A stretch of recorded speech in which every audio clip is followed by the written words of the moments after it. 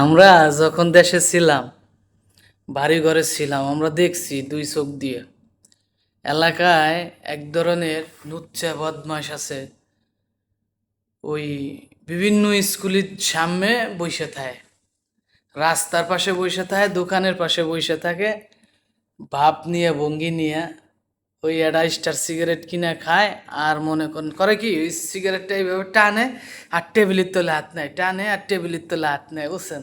মানে দেহে আশপাশে কেউ আসেনি, আসলে ওর দাঁড়াই রয়েছে মানে ওই গাছতলা, গুডেল গাছতলা কিংবা ইজেল গাছতলা দাঁড়াই রয়েছে, কিংবা ওই ব্রিজের কোনায় দাঁড়াই রয়েছে। ওখান দুইটা মাইয়া যাবি, ওই মাইয়া দুইটারে দিয়া হাসি দিবি, নয় টিটকিরি দিবি, নয়তো ডাক দিবি, আর নইলি ওই মাইয়ার পাশ পাশ যাবি।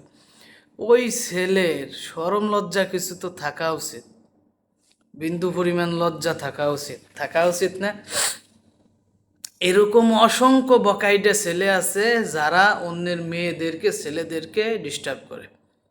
প্রবাসে অসংখ্য ভাইয়েরা আছে যাদের পরিবারকে রাইখাই বিদেশের মাটিতে আইছে।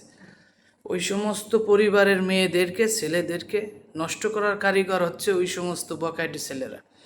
বাপের হোটেলে খায়, জীবনে কষ্ট করে কি জিনিস দেখে নাই। কারণ হয়েছে কি, বাপে সুদ খেয়ে, ঘুষ খেয়ে জমি জায়গা বানাইছে, অর্থ সম্পত্তি বানাইছে, ওইগুলো নিয়ে খাচ্ছে, ইয়াবা খাচ্ছে, গাঁজা খাচ্ছে, সিগারেট খাচ্ছে, আর ওই বকাডেগিরি করতেছে। যারা এগুলো করে সমাজের বিষাক্ত কেমিক্যাল হচ্ছে এরা। কথাগুলো শুনে খারাপ লাগলো? লাগলে কিছু করার নাই। ভালো থাকেন, সুস্থ থাকেন। ভবিষ্যতে আবার দেখা হবে অন্য কোনো বিষয় নিয়ে। অসংখ্য ছেলেরা আছে এগুলোই করে বেড়াচ্ছে।